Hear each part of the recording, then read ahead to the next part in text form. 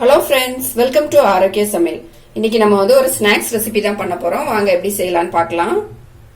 நான் இன்னைக்கு ஒரு கப் மாவு ஜவ்வரிசி எடுத்திருக்கேன். நான் இந்த கப் அளவுக்கு தான் மாவு ஜவ்வரிசி எடுத்தேன். இதே கப் அளவுக்கு தண்ணி ஊற்றி நான் ஒரு 4 மணி நேரம் ஊற வச்சிருந்தேன்.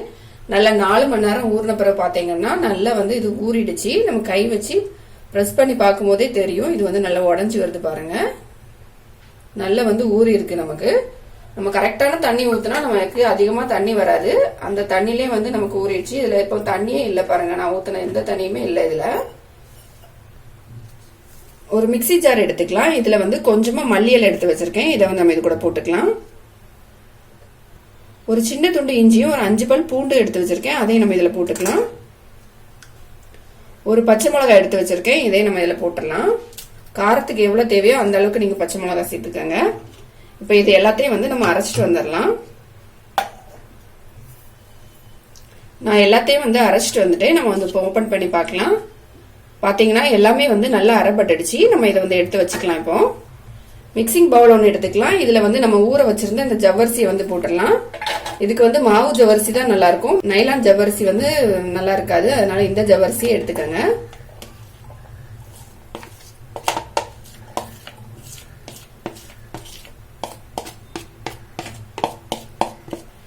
இதுல நான் முந்திரி, பாதாம், பிஸ்தா இந்த 3 சின்ன சின்னதா கட் பண்ணி வச்சிருக்கேன். அதை நம்ம இது கூட போட்டுடலாம்.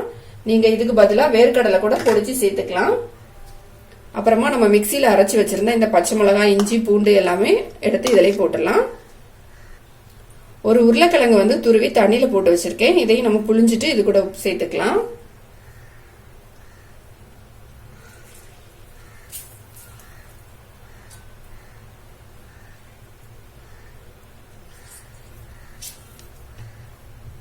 தண்ணியை நல்லா புளிஞ்சிட்டு இதுல சேர்த்துக்கங்க. நமக்கு இதுல தண்ணி எதுவுமே இருக்கக்கூடாது.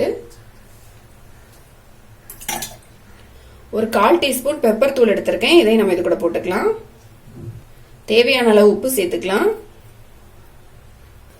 இது எல்லாத்தையும் நல்லா மிக்ஸ் பண்ணிடலாம். இப்போ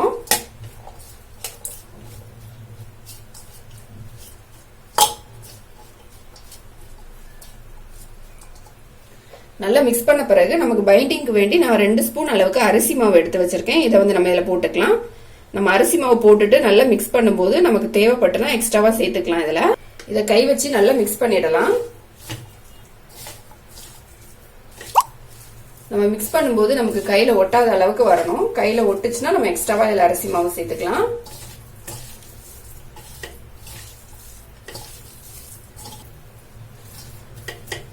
இப்போ நல்லா மிக்ஸ் பண்ணிட்டேன். மிக்ஸ் பண்ண பிறகு பாத்தீங்கன்னா என் கையில ஒட்டவே இல்லை. ஒட்டுச்சுன்னா நம்ம அரிசி மாவு சேர்த்துக்கலாம். எனக்கு ஒட்டாதனால நான் எக்ஸ்ட்ரா அரிசி மாவு சேர்த்துக்கல. இப்போ நல்லா மிக்ஸ் பண்ண பிறகு நம்ம இதுல இருந்து ஒரு சின்னதா இந்த மாதிரி பால் மாதிரி ரெடி பண்ணிக்கலாம். எந்த சைஸ்ல இந்த மாதிரி உருண்டை மாதிரி தேவைப்படுதோ அந்த சைஸ்ல ரெடி பண்ணிக்கங்க. நான் இந்த சைஸ்ல உருட்டி எடுத்திருக்கேன். இதே மாதிரியே நம்ம எல்லாத்தையும் ரெடி பண்ணி எடுத்துக்கலாம்.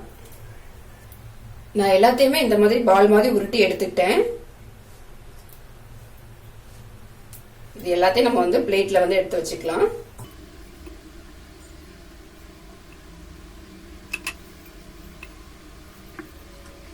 இப்ப நான் எல்லாத்தையும் உருட்டி எடுத்துட்டேன். ஸ்டவ் ஆன் பண்ணிட்டு ஒரு பணியாரக்கல் வச்சுக்கலாம். இது நல்லா சூடாகட்டும். நம்ம இன்னைக்கு இந்த பணியாரக்கல்ல தான் ஜவ்வரிசியை வேக வைக்க போறோம். அதனால இது சூடான பிறகு எல்லாத்துலயும் கொஞ்சமா ஆயில் ஊத்திக்கலாம்.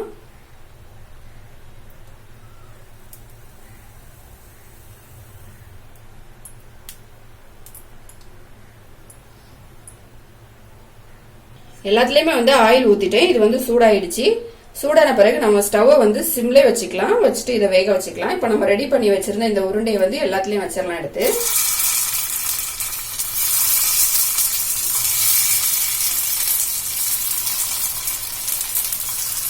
நம்ம ஸ்டவ்வை சிம்ல வச்சுட்டு இதை வேக வச்சுக்கலாம். அப்பதான் உள்பக்கம்லாம் நல்லா வெந்து வரும்.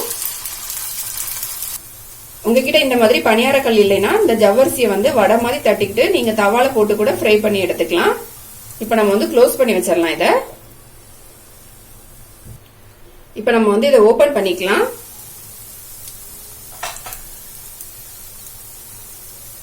ஓபன் பண்ணிட்டு இன்னொரு சைடு திருப்பி வச்சுக்கலாம். இதை சிம்லே வச்சு நம்ம பண்றதுனால வேகிறதுக்கு கொஞ்சம் டைம் ஆகும். அப்பப்போ இதை வந்து லைட்டா திருப்பி வச்சுக்கணும். அப்பதான் எல்லா பக்கமே ஈவனா வெந்து வரும்.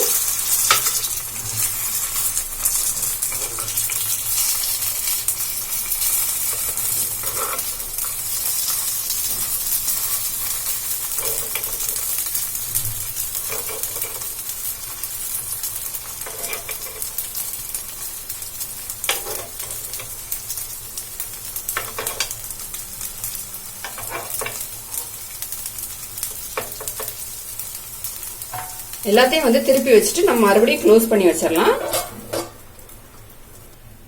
இப்ப நம்ம வந்து ஓபன் பண்ணி பார்க்கலாம். இப்ப பாத்தீங்கன்னா எல்லா சைடுமே நல்லா வெந்துடுச்சு. நம்ம ஓபன் பண்ணும்போதே நல்ல வாசனை வருது. இந்த பச்சை மிளகா, கொத்தமல்லி எல்லா வாசனையும் இந்த மாதிரி கலர் வந்து சேஞ்ச் ஆகணும். அது வரைக்கும் நம்ம வந்து வேக வச்சுக்கணும். நான் வந்து இடையில வந்து ஓபன் பண்ணி இதை வந்து அப்பப்போ திருப்பி வச்சுக்கிட்டேன். இப்ப நம்ம வந்து இதுல இருந்து எடுத்துடலாம் எல்லாத்தையும்.